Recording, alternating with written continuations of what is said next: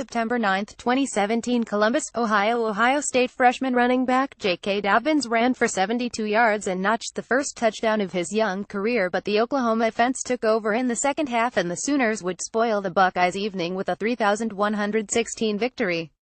Buckeye receiver K.J. Hill tied a career high with 5 receptions for 44 yards on the night, while Terry McLaurin and Paris Campbell each had 3 catches. Dobbins notched his 72 yards on 13 carries and also added a catch out of the backfield. Defensively, senior Chris Worley made a career-high 11 tackles and forced the second fumble of his career. Defensive end Nick Bosa recorded a sack for the second straight, giving him 7 for his career. For Oklahoma, quarterback Baker Mayfield was 27 of 35 passing for 386 yards and 3 touchdowns. Wide receiver Dimitri Flowers hauled in 7 passes for 98 yards and a score. Neither team could muster much in way of points in the opening half. The Buckeyes took advantage of one of 2 Sooner fumbles in the first 2 quarters and got a 24-yard Sean Nurnberger field goal. That gave OSU a 30 lead early in the second quarter.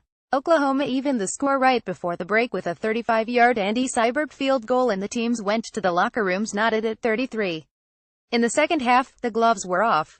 Campbell ran the third quarter kickoff back 56 yards into Oklahoma territory, and 7 plays later, Dobbins found pay dirt for the first time in his career with a 6-yard scamper to put the Buckeyes in front 103.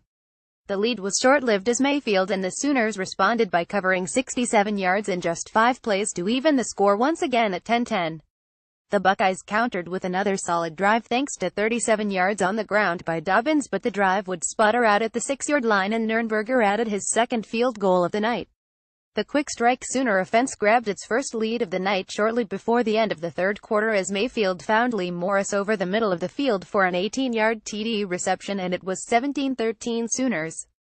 After the Buckeyes turned the ball over on downs at the start of the fourth quarter, Oklahoma scored 2 more touchdowns in the next 5 minutes, capitalizing on an interception, to seize control of the game with a 3,113 lead. The Buckeyes added a third Nurnberger field goal midway through the fourth quarter and the Sooners would control the clock the rest of the way. Ohio State remains at home next week when it takes on Army at 4:30 p.m. at Ohio Stadium.